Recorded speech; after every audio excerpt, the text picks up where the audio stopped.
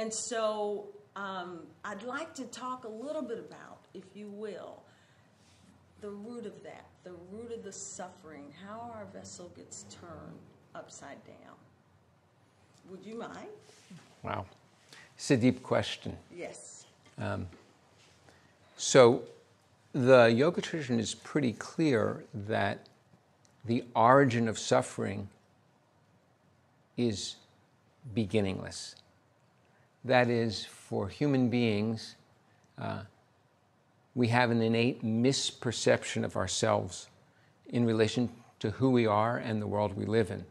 This misperception, the ancients called avidya, which avidya means not knowing or ignorance. Avidya is at the root of all of our perception, which begins with a distorted view of who we are and then how we relate with the world around us.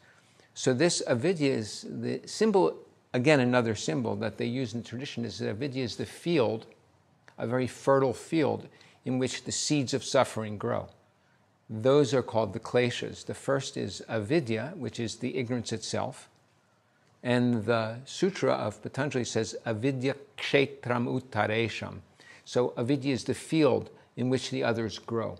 And they are asmita, or that self-important self-contraction around me.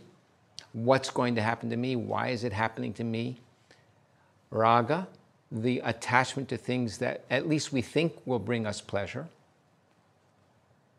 Dvesha, the aversion to things that we think will cause us pain. And abhinivesha, which is the fear that we won't be able to have what we need, that what we have we won't be able to keep, that somehow we need something outside of ourselves to be worthwhile or okay. So these are the 5 kleshas, and the tradition says that these are at the root of our suffering as human beings. This is so interesting because from the perspective of the 12-step program, which I'm most familiar with, it says that the root of addiction is what the founders, Dr. Bob and Bill W., of that program say. They call it stinking thinking. Stinking thinking. Yeah.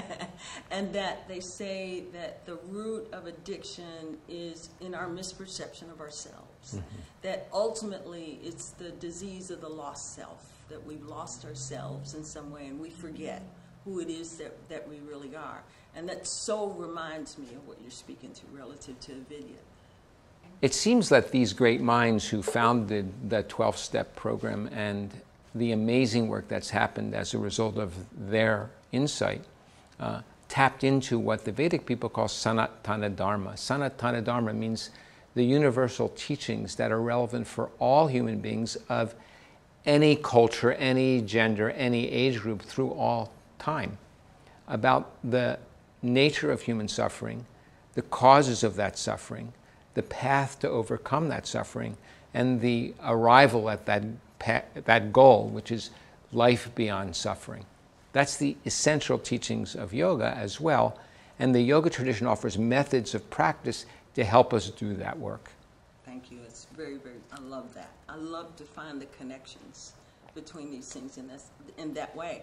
And often I've done a little work and study, and you do see where the founders of the 12-step program did have roots in some things long, long ago, tapping into those things that we're speaking to here.